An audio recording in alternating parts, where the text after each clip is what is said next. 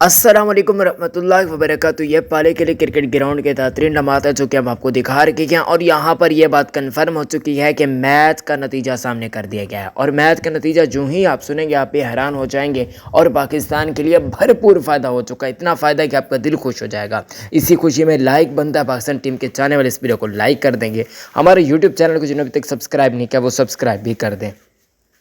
अब पाकिस्तान को फ़ायदा किस वजह से क्या है? पाकिस्तान को बेसिकली 3 पॉइंट मिल चुके हैं। 2 पाकिस्तान ने नेपाल को हराकर हासिल किए थे, जबकि एक आज पाकिस्तान को पॉइंट्स इस वजह से मिला है क्योंकि मैच कॉल्ड ऑफ कर दिया गया है, मैच कैंसिल कर दिया गया है। इसी वजह से ही पाकिस्तान को 1 पॉइंट मिला है और इस पॉइंट की वजह से अब पाकिस्तान क्रिकेट टीम कहाँ पर पहुँच चुका है? पाकिस्तान अगले मरहले के लिए क्वालीफाई कर चुका है।